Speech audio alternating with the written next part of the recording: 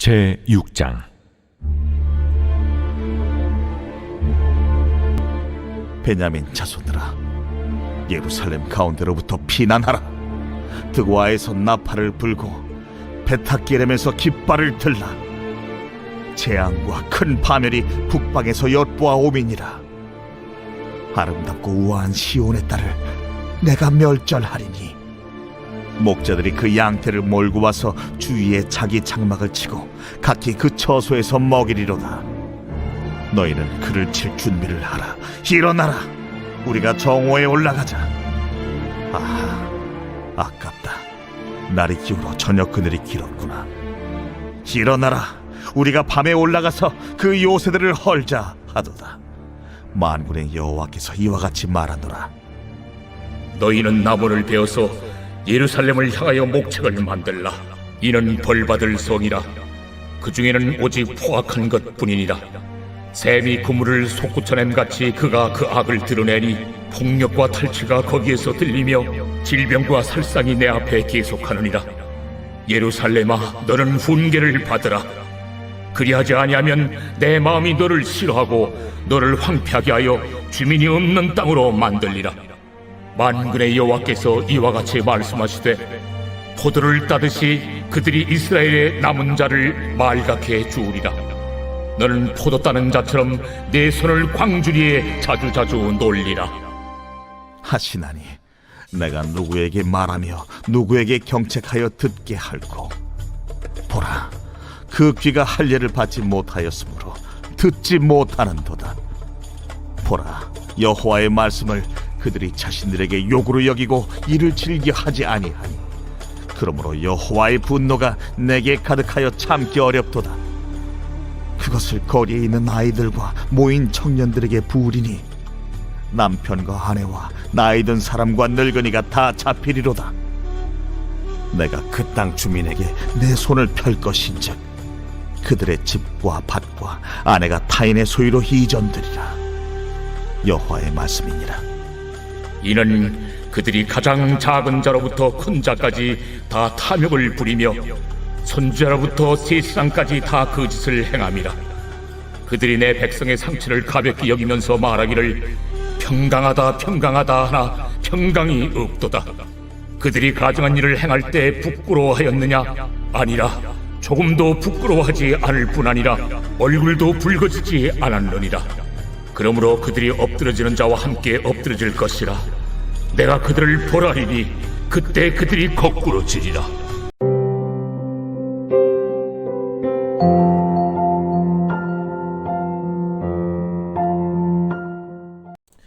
여러분 반갑습니다. 오늘 큐티로 여는 기막힌 하루입니다. 본 말씀 예레미야 6장 1절부터 15절의 말씀입니다. 우리가 진실로 예수님을 믿는 믿음을 갖게 되었다면 아마 대부분의 분들은 신앙생활을 좀 제대로 해보고 싶은 마음이 다 있을 것입니다. 그래서 성경 통독도 하고요, 또 예배도 참석하고 큐티도 해보고 또 이런저런 설교들도 찾아서 듣곤 합니다. 그런데 마음의 원함은 있지만 생각만큼 말씀이 깨달아지지도 않고 변화도 일어나지 않는 답답한 현실을 마주합니다. 심지어 신앙의 침체와 퇴보가 찾아오기도 합니다. 자, 우리가 정말 말씀의 깨달음을 얻고 또 변화와 성장을 이루기 위해서 무엇이 필요합니까? 우리가 그것을 말씀을 통해 함께 나누길 원하는데요. 먼저 첫 번째로 말씀을 들을 수 있는 자격을 갖추어야 합니다. 자, 오늘 8절의 말씀에 보니까 예루살렘아, 너는 훈계를 받으라. 그리하지 아니하면 내 마음이 너를 싫어하고 너를 황폐하게 하여 주민이 없는 땅으로 만들리라 그랬습니다. 자, 오늘 성경은 타락한 이스라엘 향해 훈계를 받으라고 합니다. 자, 그런데 여기서 우리가 유의해서 보아야 할 것은 하나님은 이스라엘에게 훈계를 들으라고 하지 않으신다는 것입니다. 받으라고 하십니다. 여러분, 이게 무슨 말입니까? 예레미야 시대의 이스라엘 백성들이 예배를 안 드린 것이 아니었습니다. 하나님의 말씀을 듣지 않은 것도 아니었습니다. 그런데 문제는 그들이 들은 말씀을 나에게 주시는 하나님의 음성으로 받지 않았다는 것입니다. 여러분, 말씀을 귀로 듣는 것과 그 말씀을 내 말씀으로 받는 것은 전혀 다른 차원의 문제입니다. 여러분, 사복음서를 보면 예수님이 설교하는 곳에는 수를 헤아릴 수 없는 허다한 수의 무리들이 모여들었다고 기록하고 있습니다. 그들은 설교의 자리에 있었습니다. 그리고 예수님의 주옥 같은 말씀도 들었습니다. 자, 그런데 예수님은 그 말씀을 듣는 허다한 무리들에게 늘 반복적으로 뭐라고 말씀하십니까? 귀 있는 자는 들으라는 것입니다. 아니, 이게 무슨 말입니까? 분명히 예수님의 말씀을 들었고 듣고 있는데, 그런데 귀 있는 자는 들으라니, 이게 도대체 무슨 말입니까?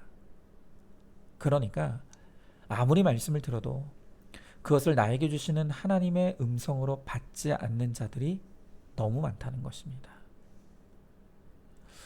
여러분, 우리가 예배에 참석하여 설교 시간이 되면 대부분의 사람들의 관심은 설교하는 목사에게 초점이 맞춰집니다. 저 목사는 설교를 잘하는가? 저 목사의 영성은 어떤가? 저 목사는 설교대로 사는가? 오로지 이 목사에게 초점이 맞춰지죠. 물론 설교에 있어서 이 목회자의 영성과 능력은 정말 중요한 것이 맞습니다. 그러나 그에 못지않게 중요한 것이 있습니다. 그것은 설교를 듣는 내가 이 설교를 들을 자격을 갖추고 있는가 하는 것입니다. 여러분, 설교자의 자격만 있는 게 아닙니다. 설교를 듣는 자의 자격도 있습니다. 성도가 설교를 들을 자격을 갖추지 못하면 예수님이 설교하셔도 깨닫지 못하고 은혜를 받지 못하게 됩니다. 자, 그러면 설교를 듣는 자의 자격이 무엇이라고요? 그것이 바로 설교를 듣는 것을 넘어 설교를 받는 믿음을 갖는 것입니다. 오늘 내가 듣는 이 말씀이 나를 향해 주시는 하나님의 음성이라는 것을 믿는 믿음으로 겸손히 그 말씀을 받는 것입니다. 우리가 말씀을 나에게 주시는 하나님의 음성으로 듣고 받음으로 말씀을 들을 자격을 갖추고 있으면 하나님은 아주 보잘것없는 것을 통해서도 우리에게 말씀하십니다. 베드로는 수탉이 우는 소리를 듣고 자기 죄가 생각나 회개했다고 합니다. 어거스틴은 친구가 번개에 맞아 죽는 것을 보고 회개하게 되었고, 또 영국의 스펄전 목사님은 어린 시절 평범한 주일학교 선생님이 분반 공부 시간에 가르쳐주는 성경 말씀을 듣고 진실로 회심하게 되었다고 합니다. 여러분, 이러한 역사적 사실들이 우리에게 분명히 가르쳐주는 한 가지 사실은 말씀을 받을 준비가 된 사람의 마음에 하나님은 어떤 방법으로든 반드시 말씀하여 주신다는 것입니다. 그리고 이것을 바꿔서 말하면 들을 준비가 되어 있지 않은 사람은 아무리 많은 예배를 참석하고 아무리 주옥 같은 설교를 들어도 그 어떤 깨달음도 얻지 못하고 그 어떤 변화도 이룰 수 없다는 사실입니다. 여러분, 좋은 설교자가 중요하지만 딱 그만큼 중요한 것이 바로 좋은 청중입니다. 말씀을 들을 자격을 갖추십시오. 땅에 굴러다니는 돌들을 통해서도, 또 떨어지는 낙엽을 통해서도, 또 무심코 지나치는 사람을 통해서도 하나님은 나에게 말씀하신다는 겸손한 믿음을 갖추십시오. 그러면 하나님의 음성이 들릴 것이고 깨달아지며 변화되어지는 은혜와 역사를 체험하게 될 것입니다. 자, 한번 질문해 봅니다. 설교를 하는 자의 자격만큼 중요한 것이 설교를 듣는 자의 자격이라는 것을 알고 있습니까? 예배 시간에 선포되어지는 말씀이 나에게 주시는 말씀으로 들리십니까? 남편과 아내에게, 그리고 자녀에게, 다른 지체들에게 들어야 될 말씀으로 들리십니까? 설교와 큐티와 목장에서 이루어지는 나눔이 나에게 주시는 하나님의 음성으로 듣고 받아 깨닫고 변화되는 은혜를 누리시기 바랍니다. 자, 두 번째로 경고와 책망의 올소이다가 되어야 합니다. 자, 오늘 10절의 말씀에 보니까 내가 누구에게 말하며 누구에게 경책하여 듣게 하고 보라, 그 귀가 할례를 받지 못하였으므로 듣지 못하는도다. 보라, 여호와의 말씀을 그들이 자신들에게 욕으로 여기고 이를 즐겨하지 아니하니 그랬습니다. 자, 오늘 우리 주님께서 탄식하시며 내가 누구에게 경책을 듣게 할꼬 라고 하십니다.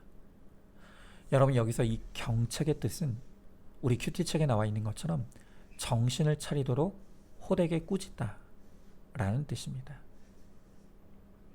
자, 다시 10절의 말씀을 보니까 예레미야 시대의 이스라엘 백성들은 정신을 차리도록 꾸짖는 하나님의 경책을 듣지 못하였다고 합니다.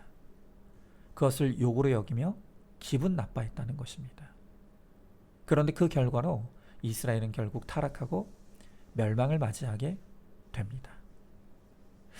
여러분, 제가 이제 실제로 이 구속사의 복음을 통해 경책을 외치다 보니 이 말씀을 듣는 분들이 딱 두 종류의 반응으로 갈리는 것을 제가 목격하게 되었습니다. 이 경책의 말씀을 듣는 한 부류는 이 경책의 말씀을 나를 꾸짖는 하나님의 음성으로 듣고 올소이다로 반응하는 것입니다. 그래서 그 경책을 통해 내 죄를 깨닫고 회개하여 그야말로 정신을 차리는 것입니다. 저는 이렇게 경책의 말씀이 쓰지만 나에게 주시는 말씀으로 받아 회개를 이루는 분들이 하나같이 변화되고 성장하는 모습을 지켜보았습니다. 여러분, 이런 분들은요, 목사와의 관계도 좋을 수밖에 없습니다. 내 죄를 깨닫게 해주는 목회자를 고맙게 여기고 귀히 여깁니다. 그러니 말씀이 더 잘 들리죠. 그런데 그 반대의 분들이 있습니다. 이 경책의 말씀이 인정이 안 됩니다. 기분이 나쁩니다. 그래서 귀를 틀어막고 나와 상관없는 말씀이라고 회피로 반응하는 것입니다. 그런데 또한 이 말씀의 경책을 이런 식으로 반응하는 분들치고 믿음이 성장하고 거룩이 더 깊어져 나가는 분을 본 적이 없습니다. 또한 이런 분들은 목회자와의 관계도 불편할 수밖에 없죠. 늘 마음속에 목사님이 나에 대해 뭘 한다고 지적질을 하지? 자기는 말씀대로 사나? 설교가 왜 맨날 똑같아? 아주 듣기 싫어 죽겠어 하면서 늘 목회자와 설교를 정죄하고 판단합니다. 그러니 어떻게 말씀이 들리겠습니까? 너무 당연한 일이죠. 여러분, 우리의 변화와 성장을 가로막는 것이 바로 우리의 죄입니다. 그런데 내 죄를 인정하지 않으니 경책이 들리지가 않습니다. 그래서 변화와 성장도 이루어지지 않습니다. 여러분, 제가 오늘 여러분들에게 한 번 더 부탁드립니다. 이제 하반기 양육 오리엔테이션이 바로 오늘이 있습니다. 오늘이라도 죄인이 나를 정신 차리도록 꾸짖어주는 경책이 있는 양육의 자리로 나오십시오. 회피하지 마십시오. 외면하면 안 됩니다. 그래야 거룩한 성도, 실력 있는 성도, 또 하나님을 기쁘시게 하는 성도로 성장하고 변화되어질 수 있습니다. 자, 한번 질문해 봅니다. 나를 경책하는 말씀과 검령과 양육에 올소이다가 되어지십니까? 아니면 기분 나빠하며 듣지 않습니까? 나의 죄를 지적하는 경책의 말씀을 듣고 받지 못하면 변화와 성장을 이룰 수 없다는 것을 깨닫습니까? 나를 경책해주는 양육의 자리를 회피하지 말고 참여하시기 바랍니다. 자, 세 번째로 가짜 복음은 나를 망하게 합니다. 자, 오늘 13절 14절에 보니까 이는 그들이 작은 자로부터 큰 자까지 다 탐욕을 부리며 선지자로부터 제사장까지 다 거짓을 행함이라. 그들이 내 백성의 상처를 가볍게 여기면서 말하기를 평강하다 평강하다 하나 평강이 없도다 그랬습니다. 자, 이 예레미야 선지자 시대의 다른 선지자와 제사장들은 이스라엘 백성들을 향해서 평강하다, 안전하다, 잘 될 거야, 이렇게 듣고 싶어하는 메시지들을 전했다고 합니다. 그런데 오늘 주님께서 이 선지자와 제사장이 전하는 이 평강의 메시지를 향해 그들이 전하는 메시지는 새빨간 거짓말이다 라고 말씀하시는 것입니다. 여러분, 그들의 죄가 하늘 꼭대기까지 찼습니다. 하나님의 인내는 바닥났습니다. 이제 하나님의 진노와 심판이 임박했습니다. 그런데도 선지자들과 제사장들은 다 괜찮다고, 다 잘 될 것이라고, 하나님이 우리를 여전히 사랑하신다고 이렇게 평강의 메시지를 전했기에 그들이 그 거짓 메시지로 다 망하고 마는 것입니다. 여러분, 심각한 병에 걸린 사람을 살리는 길은 병의 심각성을 솔직하게 알려주는 것입니다. 그리고 빨리 치료받게 하는 것입니다.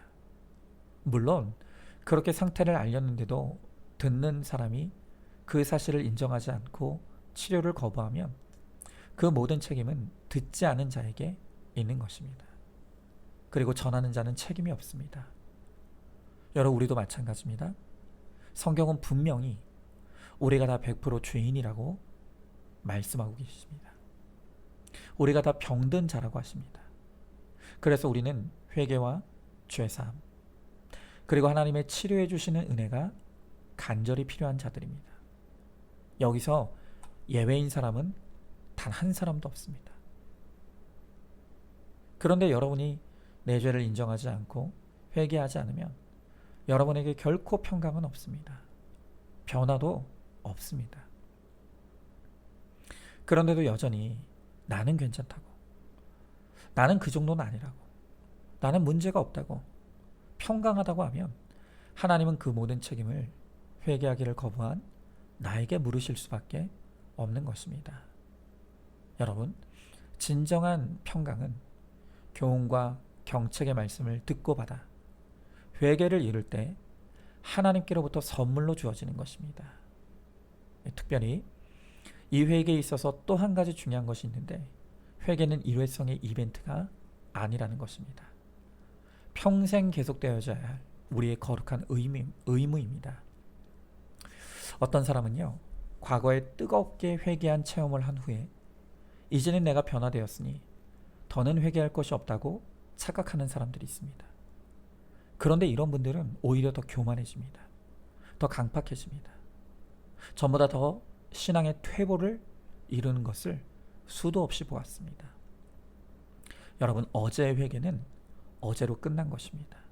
오늘은 오늘의 회개가 필요합니다. 또 내일은 내일의 회개가 필요합니다. 왜냐하면 우리는 날마다 죄를 물처럼 공기처럼 먹고 마시며 살 수밖에 없는 100% 죄인이기 때문입니다.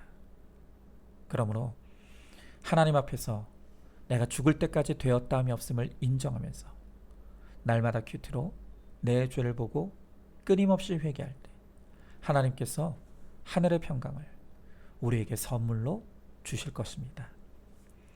자, 한번 질문해 봅니다. 나는 죄가 없다, 문제가 없다 하지만 정작 내 삶에는 평강이 없지 않습니까? 진정한 평강은 나의 죄와 문제를 인정하고 회개할 때 하나님의 선물로 주어지는 것임을 깨닫습니까?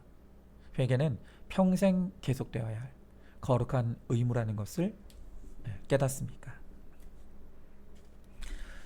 자, 오늘도 9월 14일 보석상자입니다.